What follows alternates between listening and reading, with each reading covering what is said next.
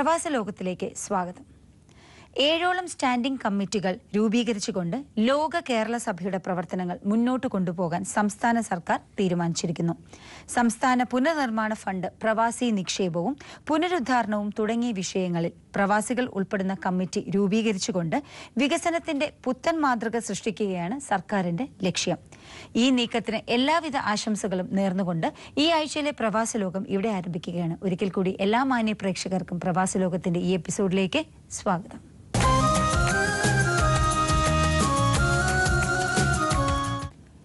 ജീവനക്കാരുടെ ശമ്പളം നിശ്ചയിക്കുന്നത് അവരുടെ വിദ്യാഭ്യാസ യോഗ്യതയുടെ അടിസ്ഥാനത്തിലാണ്.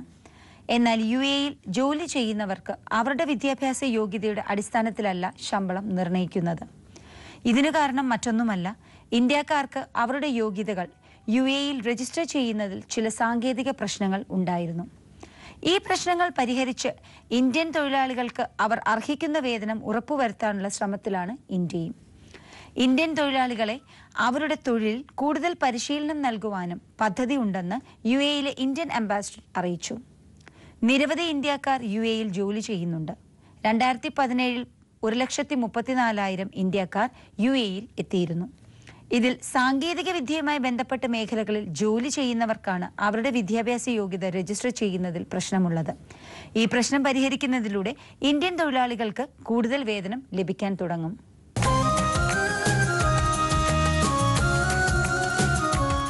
കുവൈറ്റ് എയർപോർട്ടിൽ ലഗേജുകളിൽ നിന്നും യാത്രക്കാരുടെ സാധനങ്ങൾ മോഷണം നടത്തിയതിന് ലഗേജ് ക്ലിയറൻസ് വിഭാഗത്തിൽ ജോലി ചെയ്യുന്ന ജീവനക്കാരെ എയർപോർട്ട് പോലീസ് അറസ്റ്റ് ചെയ്തു. യാത്രക്കാരുടെ ലഗേജുകളിൽ നിന്നും നിരന്തരം സാധനങ്ങൾ കളവ് പോകുന്നത് സംബന്ധിച്ച് വിവിധ എയർലൈനുകൾ പരാതിപ്പെട്ടതിനെ തുടർന്ന് നടത്തിയ അന്വേഷണത്തിലാണ് ജീവനക്കാരെ അറസ്റ്റ് ചെയ്തത്. അൽറായ് പത്രമാണ് വാർത്ത റിപ്പോർട്ട് ചെയ്തത്. എയർപോർട്ട് പോലീസ് ആദ്യഘട്ടത്തിൽ ഒരാളെ അറസ്റ്റ് ചെയ്ത് ചോദ്യം ചെയ്തപ്പോഴാണ് മോഷണത്തിൽ പങ്കാളികളായ മറ്റുള്ളവരെക്കുറിച്ച് വിവരം ലഭിച്ചത്. അന്വേഷണത്തിൽ മോഷണം മുതൽ ജലീബ് അൽ ഷുവൈക്കിലെ ഒരു അപ്പാർട്ട്മെന്റിൽ സൂക്ഷിക്കുന്നതായി പ്രതികൾ വെളിപ്പെടുത്തി. അവിടെ നിന്നും കുറേയധികം സാധനങ്ങൾ കണ്ടെത്തിയതായും പോലീസ് പറഞ്ഞു. നേരത്തെ പരാതിപ്പെട്ടവരിൽ പലരെയും പോലീസ് വിളിച്ചു വരുത്തുകയും തിരിച്ചറിഞ്ഞ യാത്രക്കാർക്ക് തങ്ങളുടെ സാധനങ്ങൾ തിരികെ നൽകിയതായും അൽ റായ് റിപ്പോർട്ട് ചെയ്തു. പ്രതികളെ തുടരന്വേഷണങ്ങൾക്കായി കുവൈറ്റ് പോലീസിന് കൈമാറിയതായും വാർത്തയിൽ പറയുന്നുണ്ട്.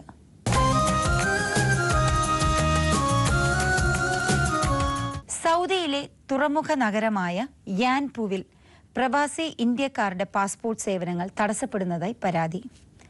കോൺസുലേറ്റിനു വേണ്ടി പുറം കരാറെടുത്ത ഏജൻസിയായ VFSന് വേണ്ടി വേഗ മോഡേൺ ട്രാവൽ ഏജൻസിയാണ് പ്രവാസി ഇന്ത്യക്കാരുടെ പാസ്പോർട്ട് സേവനങ്ങൾ തടസ്സപ്പെടുത്തുന്നതായി പരാതി ഉയരുന്നത്.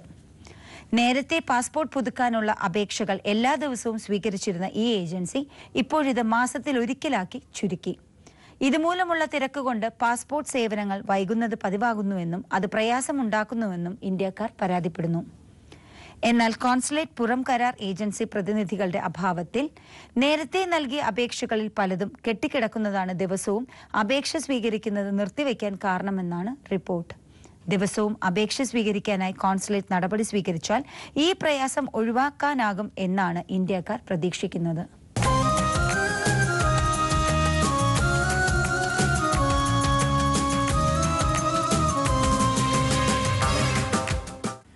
വർഷങ്ങൾക്ക് മുമ്പ് സിംഗപ്പൂരിലേക്ക് കെട്ടിട തൊഴിലാളിയായി പോയ നാഗർകോവിൽ സ്വദേശി ആൽവിൻ റോബർട്ടിനെ തേടിയാണ് ഇന്ന് അദ്ദേഹത്തിന്റെ അമ്മയും സഹോദരിയും പ്രവാസ ലോകത്തിലെത്തിയിരിക്കുന്നത്. പ്രവാസ ലോകത്തിൽ ഒരിക്കൽ ഇത് സംപ്രേഷണം ചെയ്തിരുന്നു എങ്കിലും അദ്ദേഹത്തിനെ കുറിച്ച് യാതൊരു വിവരവും തന്നെ ഞങ്ങൾക്ക് കണ്ടെത്താൻ സാധിച്ചില്ല. അതുകൊണ്ട് തന്നെയാണ് ഇന്ന് അമ്മയും സഹോദരിയും വീണ്ടും ഞങ്ങളുടെ സഹായം തേടി ഇവിടെ എത്തിയിരിക്കുന്നത്. അവരോട് തന്നെ കൂടുതൽ ഡീറ്റെയിൽസ് നമുക്ക് ചോദിച്ചറിയാം. സിംഗപ്പൂരിൽ കൺസ്ട്രക്ഷൻ തൊഴിലാളിയാ അല്ലേ? കൊത്തുപണി അല്ലേ? കല്യാണം കഴിച്ചില്ല? ഫോൺ ചെയ്താ എടുക്കുവോ? എടുക്കാതെ പൈസ അയക്കോ? ഒന്നും അയക്കൂല. മദ്യപാനണ്ട?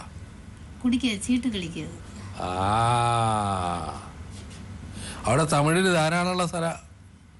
സിംഗപ്പൂര് മലേഷ്യയിൽ തമിഴില് ധാരാളമുള്ള സ്ഥല. ഇവരുടെ ഒരു നാട് പോലെ തന്നെ അത്.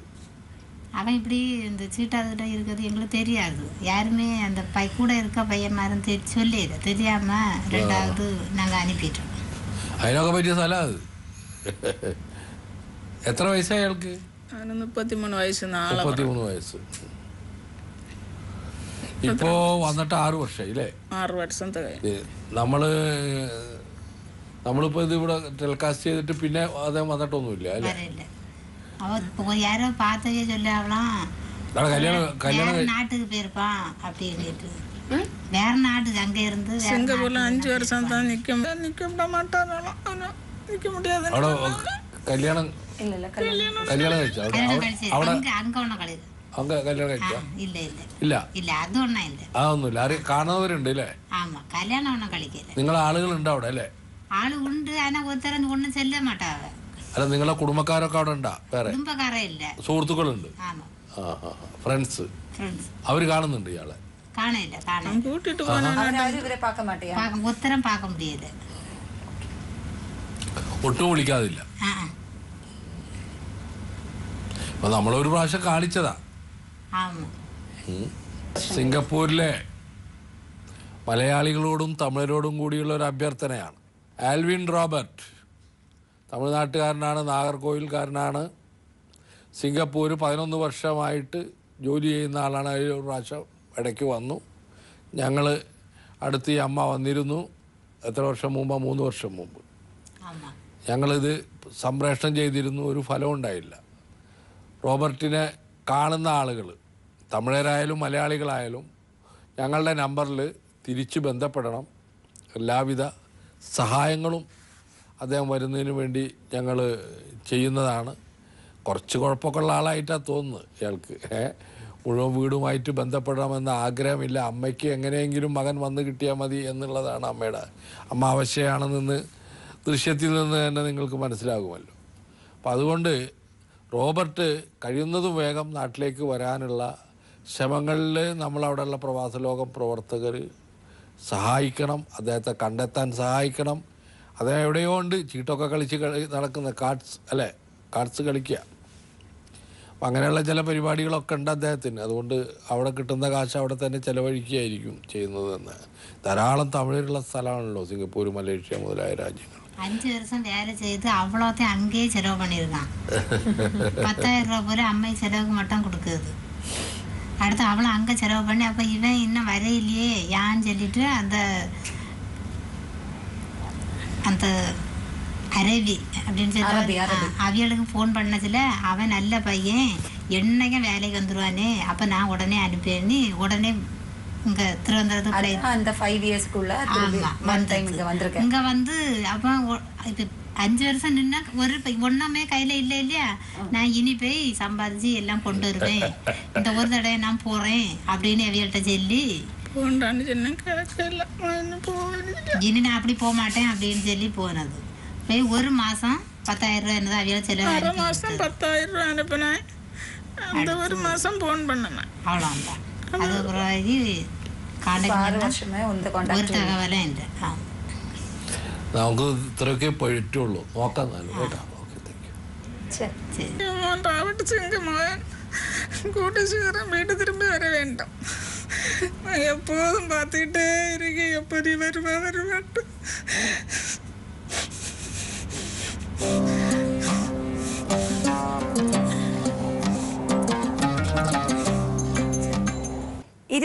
വർഷം ജോലി ചെയ്ത സ്ഥാപനത്തിൽ നിന്നും ഒടുവിൽ തിരിച്ചടി മാത്രം നേരിട്ട ഹതഭാഗ്യനായ ഒരു തൊഴിലാളിയുടെ പ്രശ്നത്തിലേക്കാണ് ഇനി നിങ്ങളുടെ ശ്രദ്ധ ഞങ്ങൾ ക്ഷണിക്കുന്നത്. അബുദാബിയിലെ ഓറിയന്റ് കോൺട്രാക്ടിംഗ് കമ്പനിയിൽ ഡ്രാഫ്റ്റ്സ്മാനായി ജോലി ചെയ്തിരുന്ന സജീന്ദ്രൻ നായർ. അദ്ദേഹം തനിക്ക് നേരിട്ട ദുരനുഭവങ്ങൾ നേരിട്ട് നമ്മളോടൊപ്പം പങ്കുവയ്ക്കുകയാണ് പ്രവാസ ലോകത്തിൽ. ഓറിയന്റ് കോൺട്രാക്ടിംഗ് കമ്പനി ഷർക്കത്തുൽ ഷർക്ക് എൻ്റെ ജീവിതത്തിലെ ആദ്യത്തെ കമ്പനിയാണ്. ഞാൻ ആദ്യം എൻ്റെ ആദ്യത്തെ കമ്പനി ഒറ്റ കമ്പനി തന്നെ ഞാൻ വർക്ക് ചെയ്തത്. ഞാനവിടെ പിന്നെ വേറെ 2-3 കമ്പനിയിൽ പോയി. ലെബനീസ് കമ്പനിയാണ്. Lebanese company. ലെബനീസ് ക്രിസ്ത്യാനികൾ, അറബിക് ക്രിസ്ത്യാനികൾ നടത്തുന്നതാണ്. എനിക്ക് ഒരുപാട് സുഹൃത്തുക്കളൊക്കെ ഉണ്ടായിരുന്നു അവിടെ. ഞാനവിടെ ഒരു 3 വർഷം ജോലി ചെയ്തു. എന്നെ പിരിച്ചുവിട്ടതാ. ഞാൻ ജോസഫ് ഷാമിയായിട്ട് വഴക്കുണ്ടാക്കിയിട്ട്. അതൊക്കെ ചെറുപ്പമാണ്. കാരണം വഴക്കുണ്ടാക്കാനൊന്നും ഒരു മടി ഇല്ലാത്ത കാലം. 5 മിനിറ്റ് കൊണ്ട് എൻ്റെ ജോലി അവസാനിച്ചു. എന്നെ അദ്ദേഹം മോശമായ ഭാഷ ഉപയോഗിച്ചപ്പോൾ അതേ ഭാഷ തന്നെ ഞാൻ അങ്ങോട്ട് ഉപയോഗിച്ചു. അദ്ദേഹത്തിന് ഇഷ്ടാവില്ലല്ലോ. അദ്ദേഹത്തെ പോലെ 2 കേടലക്കും ഒരുപാട് സുഹൃത്തുക്കളൊക്കെ ഉള്ള ഒരാളെ, വലിയ വലയുള്ള ഒരാളായിരുന്നു അദ്ദേഹം. നമുക്ക് പക്ഷേ എന്നെ കുറേ കാര്യങ്ങൾ പഠിപ്പിച്ച കമ്പനിയാണ്. ഹൗ ടു ബി ബ്രേവ്, എങ്ങനെ നിർഭയനാവണം എന്ന് പഠിപ്പിച്ച ആളുകൾ അവരാണ്. അത് ഞാൻ ആ സ്ഥാപനത്തിനോട് കടപ്പെട്ടിരിക്കുന്നു. കോസ്തിയാവ, റഫീഖ് യൂനസ് അൽ മൻസൂർ, കുറേ ആളുകളുണ്ട്. ഒരു റാഷിദ് ഉണ്ടായിരുന്നു അല്ലേ, സമീർ റാഷിദ്. സമീർ റാഷിദ് പറഞ്ഞു, ഞാൻ വരുമില്ല, ഞാൻ വരുമ്പോൾ പോയി കഴിഞ്ഞാൽ കുറേ ആളുകളുണ്ട് അവിടെ. എനിക്കിപ്പോഴും ഓർമ്മയുണ്ട്. ആ കമ്പനി ഇപ്പോൾ ഏതാണ്ട് അവസാനിപ്പിച്ചു. കമ്പനി ഇല്ല, കമ്പനി ലൈസൻസ് മാത്രമേ ഉള്ളൂ. കമ്പനി പോയി. കമ്പനി അറബി പാർട്ട്ണർ ആരാ? ഇപ്പോഴത്തെ ഞാൻ ഇപ്പോഴത്തത് ഷേഖ് ഖലീഫയുടെ, ഹുസൈൻ ഷേഖ് ഖലീഫയുടെ സെക്യൂരിറ്റി സ്റ്റാഫിലുള്ള ഒരു ആള്, അക്സിക്കോ ഗ്രൂപ്പ് എന്ന് പറഞ്ഞിട്ടൊരു കമ്പനി. അവർക്ക് ഏതാണ്ട് 30 കമ്പനി അങ്ങോട്ട് ആ ഗ്രൂപ്പിലുണ്ട്. അപ്പോൾ ആ കമ്പനിയുമായിട്ട് നിങ്ങളുടെ ഈ കോമ്പൻസേഷനെ കുറിച്ച് സംസാരിച്ചൂടെ? അല്ല, അവരോട് ഇതുവരെ നമ്മൾ സംസാരിച്ചിട്ടില്ല. അപ്പോൾ അതിൻ്റെ CEO ആണ് ഇതിൻ്റെ OCCയുടെ CEO. ഒരു സുഡാനിയാണത്, മുഹമ്മദ് ബറാക്കി എന്ന് പറഞ്ഞിട്ടൊരു സുഡാനി. അപ്പോൾ അദ്ദേഹമാണ് ഇതിൻ്റെ ഇപ്പോഴും CEO. അപ്പം അവരാണിപ്പോൾ ഇപ്പോഴും അദ്ദേഹം കൺട്രോൾ ചെയ്യുന്നുണ്ടെന്ന് പറയുന്നുണ്ട്. പക്ഷേ കാശിൻ്റെ കാര്യം നമുക്ക് നേരിട്ട് അവിടെ പോയി ചോദിക്കാനായിട്ടുള്ള ഒരു ഇത് വരുന്നില്ല. നിങ്ങൾക്ക് ഇപ്പോഴും വിസ ഇല്ലേ? നിങ്ങളെ വക്കീലാരാ? എൻ്റെ വക്കീൽ അവിടെ ദുബൈയിലുള്ള ഒരു കമ്പനിയാണ്. അവരെന്താ പറയുന്നത്? അല്ല, അവര് വക്കീൽ വിധി മേടിച്ചു വന്ന് വിധി വാങ്ങിച്ച് തന്നാ നടപ്പാക്കി കിട്ടാൻ എക്സിക്യൂഷന് പോയി. എക്സിക്യൂഷൻ ഓർഡർ വന്നിട്ടുണ്ട്. പക്ഷേ അതിന് അവരെൻ്റെ പറഞ്ഞത് കഴിഞ്ഞ യാത്ര ഞാൻ ചെന്നപ്പോഴത്തെ എൻ്റെ പറഞ്ഞത് കമ്പനിയുടെ പേരിൽ എന്തെങ്കിലും പ്രോപ്പർട്ടി ഉണ്ടെങ്കിൽ കാണിച്ചു കഴിഞ്ഞാൽ അവർ അറ്റാച്ച് ചെയ്യാന്ന്. അല്ല, 51% ബിലോങ്സ് ടു ഇയാൾക്കല്ലേ? 49% ഇങ്ങനെ ഇദ്ദേഹത്തിനും 51 ലോക്കലിനും അല്ലേ? അപ്പൊ സുഹൈലിനുള്ളത് 49 അല്ലേ? 49 അല്ലേ? ദബാക്കിയുടേതും ഷാമിയുടേതും അദ്ദേഹത്തിന്റെ കയ്യിലായിപ്പോഴും. ജോസഫ് ഷാമിയുടേതും അദ്ദേഹത്തിന്റെ കയ്യിലായി. അപ്പൊ 44+5% മാത്രമേ ജോസഫ് ഷാമിയുടെ പേരിൽ ഉണ്ടായിരുന്നുള്ളൂ. ലാസ്റ്റില് എത്ര? 5% ജോസഫ് ഷാമിക്കും 44 സുഹേലിന്റെ പേരിലായിരുന്നു. സുഹേലിന്റെ പേരില്ല, ദബാക്കിയത് സുഹേലിന്റെ പേരിൽ വന്നു. 9% ബാക്കിയെല്ലാം കൂടെ ആയിട്ട്. അപ്പൊ ഈ ഷെയർസ് മുഴുവൻ സുഹേലിന്റെ 49% സുഹേലിന്റെ കയ്യില്, 51% ഈ അറബിയുടെ കയ്യില് അല്ലേ? അതെ. അപ്പൊ നിങ്ങൾക്ക് ഈ 51% ആളുകളെ സമീപിക്കാം. 49 അപ്പുറത്തിട്ടാണെങ്കിൽ നിങ്ങൾ അധ്വാനിച്ച കാശല്ലേ സാറേ? അത് ശരിയാ. പക്ഷേ അവിടുത്തെ കോടതി അംഗീകരിക്കണ്ടേ? കോടതി നീട്ടിയിട്ടല്ലേ കൊണ്ടുപോകുന്നത്. അല്ല, അത് സ്വാഭാവികമായിട്ട് നിങ്ങളോട് നിങ്ങൾ ഈ അവിടെ സ്വാധീനിക്കുന്നുണ്ടാവും. നിങ്ങളെ കമ്പനി ഈ 51% പ്രൊപ്പറൈറ്ററെ അല്ലെങ്കിൽ പാർട്ട്ണറെ പ്രൊട്ടക്ട് ചെയ്യേണ്ട കാര്യമല്ല. എന്തായാലും ഈ ഒരു വിഷയം നിരവധി കൂടി വരുന്ന ഒരു കാലഘട്ടം. അത് തൊഴിലാളികളുടെ അവകാശങ്ങൾ കൊടുക്കാതെ പിരിച്ചുവിടുക. ഇപ്പം നിങ്ങൾക്ക് അറ്റ്ലീസ്റ്റ് നിങ്ങൾക്ക് പോകാനുള്ള ഒരവസരമുണ്ട്. 1 കോടി രൂപയോളം കിട്ടാനുള്ള ആളായതുകൊണ്ട് നിങ്ങൾക്ക് പോകാനുള്ള ഇതൊന്നും ഇല്ലാതെ വരുന്ന പാവപ്പെട്ട തൊഴിലാളികളുണ്ട്. ഇത് തീർച്ചയായിട്ടും നമ്മൾ മുഖ്യമന്ത്രിയുമായി സംസാരിക്കുന്നുണ്ട്. ഇപ്പോൾ പ്രവാസി കമ്മീഷനുണ്ട് ഇവിടെ. ഇവരൊക്കെ ആയിട്ട് ഈ തരത്തിലുള്ള ക്ലെയിംസ് എങ്ങനെ നമ്മളുടെ തൊഴിലാളികൾക്ക് കിട്ടുന്നതിനുള്ള ഒരു രൂപരേഖ ഉണ്ടാക്കുന്നതിനെക്കുറിച്ച് ഞങ്ങൾ ആലോചിക്കാമെന്നാണ് ഇപ്പോൾ എനിക്ക് തോന്നുന്നത്. നിങ്ങളുമായുള്ള സംസാരത്തിൽ ഇത് ഞാൻ മുമ്പ് ഇങ്ങനെ എൻ്റെ മനസ്സിലുണ്ടായിരുന്നു. അല്ല, അത് മാത്രമല്ല, 2016 കേസ് പോയിട്ട് 2017 ജൂണിലാണ് കേസ് വിധിയാവുന്നത്. ഈ സമയത്ത് ഞങ്ങൾ അവിടെ ലേബർ കോർട്ടിൽ ഇൻഫോം ചെയ്തിരുന്നു, ഇന്നാണ് കമ്പനി പ്രോപ്പർട്ടി വിൽക്കാൻ പോകുന്നുണ്ട്, അത് നോക്കണമെന്ന്. അപ്പോൾ അവർ പറഞ്ഞില്ല, കുഴപ്പമില്ല, അവർ വിൽക്കില്ലെന്ന് പറഞ്ഞു. പക്ഷെ അതെല്ലാം അവർ വിറ്റ് കാശാക്കി. നിങ്ങളിപ്പോൾ എന്നാ പോകാൻ ഉദ്ദേശിക്കുന്നത്? ഞാനിപ്പോൾ പോകാനായിട്ടെന്ന് വെച്ച് കഴിഞ്ഞാൽ ഒരു യാത്ര പോകുമ്പോഴത്തേക്ക് 50,000 രൂപ ചിലവാകുന്നുണ്ട്. അപ്പോൾ ആ ഒരു ബുദ്ധിമുട്ട്. ഇപ്പോൾ 3 യാത്ര പോയത്. നിങ്ങൾക്ക് ഈ അറബിക് ഈ വിഷയങ്ങൾ എഴുതി തരുന്നത് അറബിക്കിൽ നിങ്ങൾ ഇംഗ്ലീഷിലാണ് എഴുതുന്നത്? ഞാൻ ഇംഗ്ലീഷിലായിരുന്നു. നിങ്ങളൊരു കാര്യം ചെയ്യും, ഞാനൊരു നമ്പർ തരാം. അദ്ദേഹം അറബിക്കിലൊരു സ്കോളറാണ്, അറബി ലീഗലായിട്ടുള്ള എല്ലാ വശങ്ങളും ചെയ്യുന്ന ഒരാളാണ്, എഴുതുന്ന ആളാണ്. അദ്ദേഹം ഇത്തരം കാര്യങ്ങളിലൊരു വിദഗ്ധനായിട്ടുള്ള ഒരാളാണ്. അദ്ദേഹത്തിൻ്റെ നമ്പർ ഞാൻ തരാം. നിങ്ങൾ അദ്ദേഹത്തിന് കാര്യമായ പൈസ ഒന്നും കൊടുക്കേണ്ടി വരില്ല. നിങ്ങൾ അദ്ദേഹത്തെ ആയിട്ട് ഒന്ന് പോയി. നിങ്ങൾ വീട് എവിടെ? കഴക്കൂട്ടോ. ശരിക്കും കട്ടണങ്ങളോ? ഞാൻ അയാളെ നമ്പർ തരാം. അയാൾ പിന്നെ നെറ്റിലൂടെ ഇമെയിലിലൂടെയോ വാട്സാപ്പിലൂടെയോ നിങ്ങൾ സംസാരിക്കുകയോ കമ്മ്യൂണിക്കേറ്റ് ചെയ്യുകയോ ചെയ്യുക. അയാൾ ചിലപ്പോൾ നിങ്ങൾക്ക് നല്ല ലെറ്റർ ഡ്രാഫ്റ്റ് ചെയ്ത് തരാൻ സാധ്യതയുണ്ട് അറബിക്കിൽ. അദ്ദേഹത്തിന് അവിടുത്തെ എല്ലാ നിയമങ്ങളും അറിയുന്ന ഒരാളാണ്. നിയമങ്ങൾ അറിയുക മാത്രമല്ല, അദ്ദേഹത്തിന് ഈ വഴി അറബ് വഴിയുണ്ടല്ലോ, നമ്മളിപ്പോൾ ഒരു ഇംഗ്ലീഷ് വഴിയാണല്ലോ എടുക്കുന്നത്, അറബ് വഴി കൃത്യമായിട്ട് അറിയുന്ന ഒരാളാണ് അയാൾ. അയാൾ പലർക്കും അറിയുന്ന ഒരാളാണ്. അദ്ദേഹത്തിൻ്റെ നമ്പർ ഞാൻ തരാം, അദ്ദേഹത്തെ നിങ്ങളൊന്ന് ബന്ധപ്പെടുക. അയാളിപ്പോഴും അറേബ്യയിൽ പല കാര്യങ്ങളും ഓൺലൈനിലും ഇതൊക്കെ ആയിട്ട് ചെയ്തുകൊണ്ടിരിക്കുന്ന ഒരാളാണ്. അദ്ദേഹത്തിന് ചെയ്യും അങ്ങനെ. പിന്നെ നിങ്ങളൊന്നും കൂടി പോകാൻ പറ്റുമെന്നുണ്ടെങ്കിൽ ദാറ്റ്സ് ഫൈൻ. ഈ ഇതൊക്കെ അല്ല, പോയി കഴിയുമ്പോൾ ഇനി ആഗസ്റ്റിലോട് വിസ തീരുക. അപ്പോൾ പിന്നെ ഇനി പോയാലും പിന്നെ അവർ വിസ അടിക്കില്ല. കാരണം കമ്പനിയുടെ കണ്ടീഷൻ മോശമാണ്. കഴിഞ്ഞ പ്രാവശ്യം ഞാൻ തന്നെ കയ്യിൽ നിന്ന് കാശ് കൊടുത്തിട്ടാണ് വിസയെല്ലാം അടിച്ചത്. ആരെപ്പോൾ അവിടെ അത് നോക്കുന്നത്? ഇപ്പം സുഹേൽ മാത്രമേ ഉള്ളൂ, അല്ല വേറെ ആരും ഇല്ല. സുഹേലുണ്ട് അവിടെ? ആ, സുഹേലുണ്ട്. സുഹേലിനെങ്ങും പോകില്ല, സുഹേൽ അവിടെ തന്നെ ഉണ്ട്. കാരണം പാസ്പോർട്ട് ബാൻ ചെയ്തേക്കല്ലേ, സുഹേൽ ട്രാവൽ ബാൻ ഉണ്ട്. സുഹേൽ പറയുന്നത് നിങ്ങൾ പോയി കണ്ടില്ലേ? അല്ല, ഞാൻ കണ്ടു. സുഹേൽ പറഞ്ഞാൽ കാശില്ല, കാശ് വരുമ്പോൾ തരാമെന്നാണ് പറയുന്നത്. കമ്പനി കാശില്ല.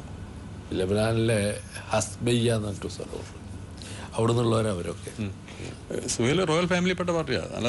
നല്ലൊരു ജെന്റിൽമാനാണ്. പക്ഷേ ഇപ്പോഴും വെറും അവിടുത്തെ അല്ലേ, ലബനാനിലെ ഗവർണർ ഫാമിലിപ്പെട്ട ആൾക്കാർ. ഗവർണർ ഫാമിലിയിലുള്ള അതെന്റെ ജ്യേഷ്ഠനൊക്കെ ഗവർണറായിരുന്നു. അവരൊക്കെ ക്രിസ്ത്യാനികളാണ്. ക്രിസ്ത്യാനി. ഞാൻ പറയാൻ കാരണം അറബികൾ മുസ്ലിംസ് മാത്രമല്ല എന്നുള്ള നമ്മൾക്കൊക്കെ അറിയുള്ളൂ. പൊതുവെ നമ്മളാ പലരുടെയും ധാരണ അറബികൾ മുഴുവൻ മുസ്ലിംസ് ആണ്. പേരുകൾ അങ്ങനെയാണ്, അതുകൊണ്ട് പേരുകൾ അറിയില്ല. സുഹൈല്, റഫീഖ്, യുനസൽ മൻസൂർ, യൂസഫ് ഷാമിയാണ്, യൂസഫ് ഷാമിയ എന്നാണ് വിളിക്കുക. അങ്ങനെയൊക്കെയുള്ള ഒരുപാട്. പക്ഷേ ഭയങ്കര ഇവർക്കുള്ള ലബനീസൊക്കെ ആയിട്ട് ബന്ധപ്പെടുമ്പോഴാണ് നമ്മൾ വസ്ത്രം, ഭക്ഷണം, ഇതൊക്കെ അവരുടെ വളരെ സൂപ്പർ സാധനങ്ങളാണ്. ഫ്രഞ്ച് കോളനി അല്ലേ? അയ്യോ, ഫ്രഞ്ച് കോളനി മാത്രമല്ല, അവരുടെ ഒരു ഇതായിട്ടുള്ള ഒരാൾ നടന്നു വരുമ്പോൾ 10 ലക്ഷം രൂപയ്ക്ക് ഉണ്ടാവും അയാൾ. അയാളുടെ ഡ്രസ്സ്, അയാളുടെ ഷൂസ്, അയാളുടെ പാൻസ്, ഇതൊക്കെ അത്രയും കോസ്റ്റ്ലി എല്ലാ സാധനങ്ങളും ഉപയോഗിക്കുന്നവരാണ്. പിന്നെ എനിക്കവർ കുറെ നല്ല ആളുകളായിട്ട്. അല്ല, ഞാൻ 27 വർഷം ജോലി ചെയ്ത നല്ല സർവീസ് ആയിരുന്നു. ജോസഫ് ഷാമിയുടെ സമയത്തൊക്കെ നല്ല സർവീസ് ആയിരുന്നു ഞാൻ കിട്ടിയിരുന്നത്. ജോസഫ് ഷാമിയ എങ്ങനെ ഇതായിട്ട് അൾസിമേഴ്സ് ആയിരുന്നു. 2-3 വർഷം കിടന്നു. അത് കഴിഞ്ഞിട്ട് 2 വർഷമായപ്പോൾ മരിച്ചിട്ട്. എവിടെ വെച്ചിട്ട്? അബുദാബിയിൽ വെച്ചു. അവിടെ തന്നെ കൊണ്ടുപോയില്ല, കൊണ്ടുപോകാൻ പറ്റാത്ത കണ്ടീഷൻ. അദ്ദേഹത്തിന്റെ വൈഫിനും കണ്ടീഷൻ മോശമായിരുന്നു. ഇംഗ്ലീഷ് UK-ല്. മക്കൾ 2 പയ്യന്മാര്. ഒരാൾ അമേരിക്കൻ ബേസിൽ ബാങ്കിൽ വർക്ക് ചെയ്യുന്നു, ഒരുത്തൻ റിയൽ എസ്റ്റേറ്റ്, ഒരാള് അത് UK തന്നെ. ഇവരെവിടെ UAE ഒരു ബിസിനസ്സും ഇല്ല അവർക്ക്. UK-ലായിരുന്ന പുള്ളി പണ്ട് തന്നെ കാര്യങ്ങളൊക്കെ ചെയ്തിരുന്നതൊക്കെ.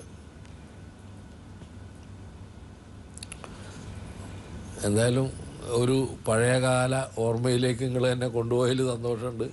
എന്തായാലും ഈ വിഷയം നമ്മൾ പഠിക്കാൻ തീരുമാനിച്ചിട്ടുണ്ട്. ഞാൻ കംപ്ലീറ്റ് ഡോക്യുമെന്റ് കൊടുത്തിട്ടുണ്ട്.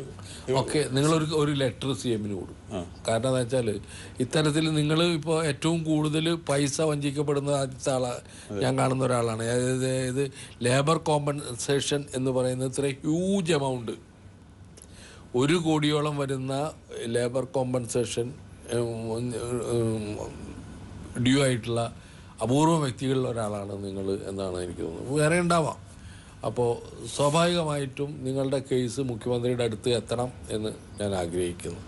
കാരണം ഇത്തരത്തിലുള്ള ഒരു വിഷയം കൈകാര്യം ചെയ്യേണ്ടത് ഇപ്പോൾ കേരളത്തിൻ്റെ കൂടി ഒരു ആവശ്യമായി വന്നിരിക്കുകയാണ്. അപ്പോൾ തീർച്ചയായിട്ടും മുഖ്യമന്ത്രി വളരെ താല്പര്യം എടുക്കുന്ന ഒരു വ്യക്തിയാണ്. പ്രത്യേകിച്ച് ഈ പ്രവാസി വിഷയങ്ങളിൽ മറ്റുള്ളവരിൽ നിന്ന് വിഭിന്നമായി അതീവമായിട്ടുള്ള താല്പര്യം കാണിക്കുന്ന ഒരാളാണ് മുഖ്യമന്ത്രി. സ്വാഭാവികമായിട്ടും നമുക്ക് അത്തരത്തിലുള്ള ഈ ആളുകൾക്ക് കിട്ടേണ്ട അവകാശങ്ങൾ എങ്ങനെ കിട്ടുമെന്നുള്ളതിനെക്കുറിച്ചുള്ള ഒരാലോചനയ്ക്ക് നിങ്ങളുടെ അപേക്ഷ വഴിമാറും എന്നാണ് ഞാൻ പ്രതീക്ഷിക്കുന്നത്. ഞാൻ അറബിക് വിധി ട്രാൻസ്ലേറ്റ് ചെയ്തിട്ടുണ്ട്. ഞാനും എഴുതാം. അല്ല, ട്രാൻസ്ലേറ്റ് ചെയ്തിട്ടുണ്ട്. ഞാൻ ഇവിടെ യൂണിവേഴ്സിറ്റി അറബിക് ഡിപ്പാർട്ട്മെൻറ്റിൽ കൊടുത്തിട്ട് ട്രാൻസ്ലേറ്റ് ചെയ്ത് അടിച്ചിട്ടുണ്ട് കംപ്ലീറ്റ്. നിങ്ങൾ ഈ ഉമറിനെ ഒന്ന് കാണും. ഉമറിനെ ഏട്ടാ ഞാൻ പറഞ്ഞ അദ്ദേഹത്തിൻ്റെ അഡ്രസ്സ് ഞാൻ തരാം. ഓക്കെ, ഇനി ഇത്രയും പറയാനുള്ളൂ. Okay, thank you. സിംഗപ്പൂരിലെ പ്രേക്ഷകർ ആരെങ്കിലും ആൽവിനെ കണ്ടിട്ടുണ്ടോ? കണ്ടവരുമുണ്ടാകാം. ഒരുപക്ഷെ അദ്ദേഹത്തിനെ മലേഷ്യയിലും കണ്ടെന്നിരിക്കാം. ആര് തന്നെ ആയാലും ആൽവിനെ കാണുന്നവർ ഒരു കാര്യം മാത്രം ഓർക്കുക: ആൽവിൻ്റെ അമ്മയുടെ ഈ സങ്കടം ദയവ് ചെയ്ത് ആൽവിനെ അറിയിക്കുക. ഇപ്പോൾ ആ അമ്മയോടൊപ്പം പ്രവാസ ലോകവും കാത്തിരിക്കുകയാണ് ആൽവിൻ്റെ തിരിച്ചുവരവിന് വേണ്ടി. ഈ ആഴ്ചയിലെ പ്രവാസ ലോകം ഇവിടെ പൂർണ്ണമാകുന്നു. അടുത്ത ആഴ്ച നമ്മൾ വീണ്ടും കാണും പ്രവാസ ലോകത്തിലൂടെ. നന്ദി, നമസ്കാരം.